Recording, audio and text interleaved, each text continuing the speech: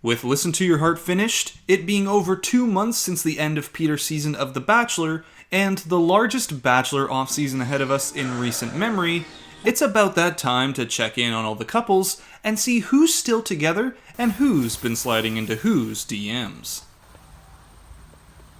Hello? You know, 'cause what the heck else am I gonna do with my time? Here we're gonna talk not just about the state of all the major couples from the recently finished Listen to Your Heart, but also couples from Peter's season of The Bachelor, new couples spanning across different seasons, and even rekindled flames.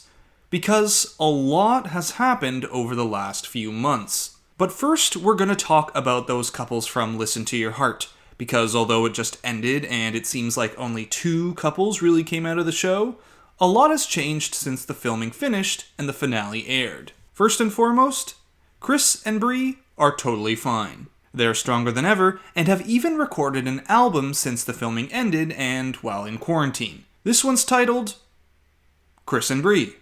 Not really sure what I was expecting there, but if that's your jam, go check it out. It has 5 original songs and 5 covers, and all the covers are the same songs that they performed while on the show. You can find them all on YouTube as well, and I have listened to all the originals, and they aren't that bad. They're pretty good. Now, what about the runners-up, Trevor and Jamie? At the end of Listen to Your Heart, Trevor mentioned he was planning on moving to Nashville to be with Jamie so that they can record music together. So, did that ever pan out? Well, no. Turns out the two have split. Now, it seems easy to point at Mr. Emotional Cheater over here wearing a Jed Wyatt jacket and say, well, duh. But as of yet, we don't know the full details or facts about what went down. What we do know is that Jamie has since stated she has no regrets about anything that went down on the show, which could be contracts holding her up from talking, or it could be nothing at all. We also know that castmate Natasha,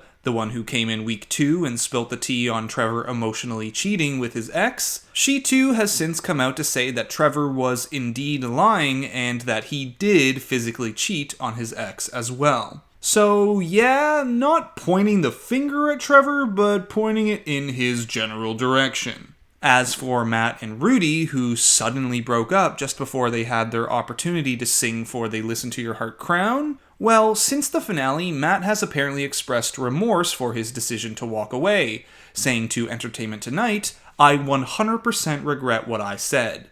I wish I could have simply said I just wasn't at the same point as Rudy, but I felt we were moving in the right direction. Watching it back only reaffirmed everything I know, which is that I care so much for Rudy, and we have an undeniable connection." Now, as for Rudy, she also told ET not much has changed on her end. She still cares about him a lot. And fast forward to today, and Matt and Rudy say they're still feeling things out. With Rudy saying it's just hard because they haven't been able to see each other. She's quarantined in Texas, and he's in LA. But they also said that they don't go a day without talking to each other. Now, hearing all of this, if you're like me, one thing has probably been bugging you about these two since they departed from the show so suddenly. And if it's true that things were just badly communicated and Matt still has feelings for Rudy this whole time, why, on the last episode, right before the finale, did he completely cut the cord like that? Wouldn't producers try to keep them around for more competition and better TV? Aren't more happy couples better than less? Well, here's where a conspiracy comes into play. Pop that tinfoil hat on and consider this. Matt and Rudy were probably the strongest singers left on the show. Undeniably, Rudy has pipes.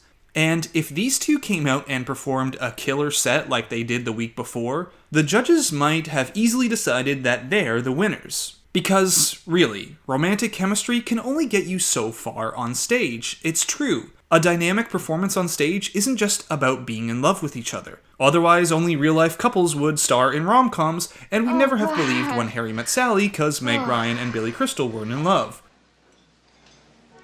I'll have what she's having. Or the movie Her would never have been nominated for all those awards because Joaquin Phoenix wasn't actually in love with virtual Scarlett Johansson.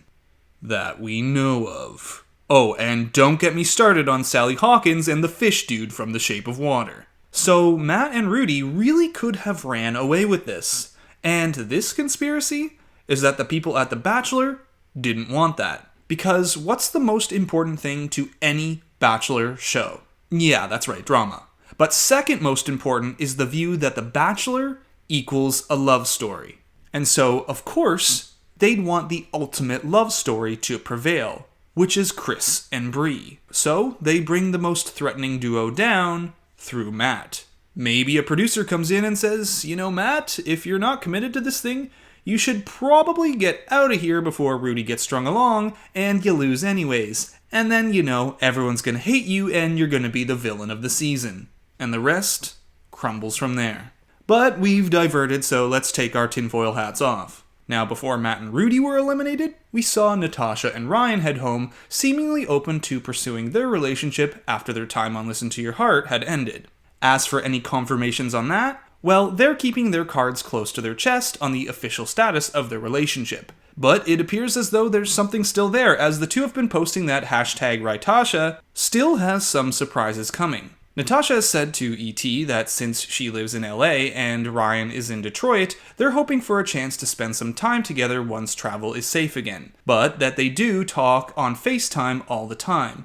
So their plan is to just take everything day by day and have an open heart and mind while doing so. Now, of course, we also have to talk about our Listen to Your Heart love triangle with Julia, Brandon, and Sheridan. With Julia leaving the show, reflecting on how she regretted her time with Brandon, and that Sheridan actually held the qualities she was looking for.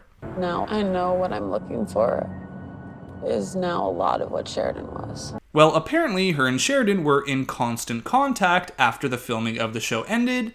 That is until episode 2 aired. From there, it was radio silence. In yet another interview with E.T., Julia said, "I think he's understandably hurt. We lived this experience. I think it's one thing to live it and then watch it over again for all of us. And I think he's rightfully hurt." As for what Sheridan said about patching things up with Julia, yeah, it's a no. So this was definitely one of those situations where rewatching the show opened up those old wounds. As for Julia and Brandon, or Savannah and Brandon, both women shared that same sentiment as Sheridan. Yeah, it's a no. Now, of course, with self-isolation and social distancing, things outside of Listen to Your Heart haven't been ideal for budding Bachelor romances. Sorry, Stagecoach, but the exception to this is if you're self-isolating together. Now, if you had told me when the season started that my pick for runner-up in Peter's season of The Bachelor, Kelly, would actually end up with a guy, I don't think any of us could have imagined that this is how it would have happened.